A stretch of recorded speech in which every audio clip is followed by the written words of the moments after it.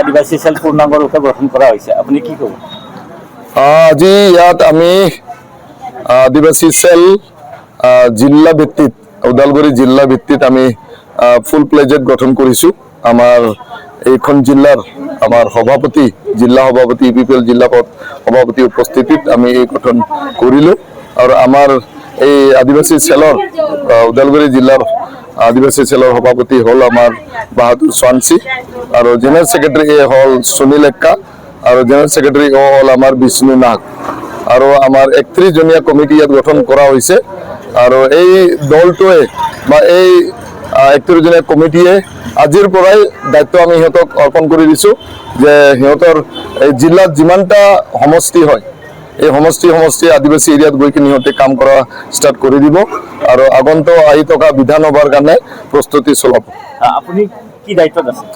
বৰ্তমান মই আদিবাসী সেলৰ সভাপতিত্ব দায়িত্বত আছোঁ। আগত যোৱাবেলিত মই ইউথ শাখাৰ সাধাৰণ সম্পাদক আছিলোঁ।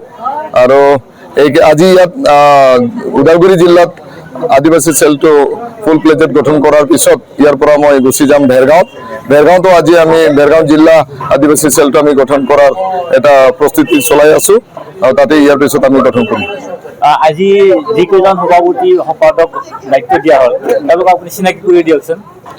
মই চিনাকি কৰাই দিব বিচাৰি আছোঁ আমাৰ সভাপতি আমাৰ বাহাদুৰ সোৱানচি, তেখেতে আমাৰ আদিবাসী সেলৰ সভাপতি ওদালগুৰি জিলাৰ, আৰু জেনেৰেল সেক্ৰেটাৰী হ'ল আমাৰ সুনীল এক্কা, তেখেতে সুনীল এক্কা, আৰু আন এজন সাধাৰণ সম্পাদক বিষ্ণু নাগ। আৰু আমাৰ এই কমিটিটো বিৰাট ষ্ট্ৰং আদিবাসী সেল হিচাপে আমি একেলগে মিলিখিনি কাম কৰিম। আমাৰ চেণ্ট্ৰেল কমিটি আৰু জিলা কমিটি মিলিখিনি আমি একেলগে কাম কৰিম, লগতে পেৰেণ্ট কমিটিৰ লগত আমি একেলগে হাত মিলাইখিনি একেলগে আমি আগুৱাই যাম। আৰু এইবাৰ আমি 100% ইপিপিএল জয় হৈ আহিব। ওদালগুৰি জিলাত যিমানটা সমষ্টি আছে চব সমষ্টিতে জিকি আহিম। আৰু এইবাৰ আমাৰ আদিবাসী ৰাইজে থিৰাং কৰিছে, আপোনালোকক সেইদিনাও কৈছোঁ আজিও কৈ আছোঁ যে আদিবাসী ৰাইজে সদায় পিছ লাভাৰ হয়।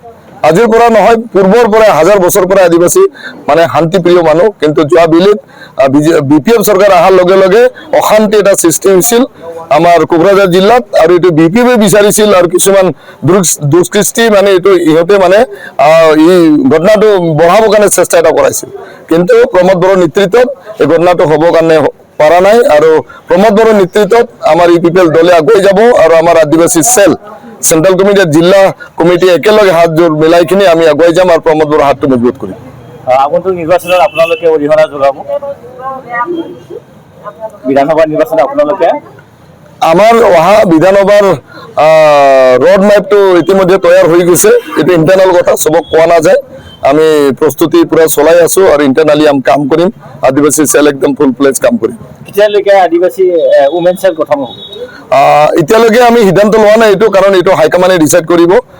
বৰ্তমানলৈকে আমাৰ বেলেগ বেলেগ জনগোষ্ঠীৰ সেল গঠন হৈ গৈছে, মাইনৰিটি বেংগলী ৰাজবংশী সেল এনেকুৱা গঠন হৈ গ'ল। আমাৰ আদিবাসী সেলটো ইতিমধ্যে গঠন হৈ আছে জিলা ভিত্তিত, চেণ্ট্ৰেল কমিটি গঠন হৈ গ'ল, জিলা ভিত্তিত আজিৰ পৰা ষ্টাৰ্ট হৈ গ'ল।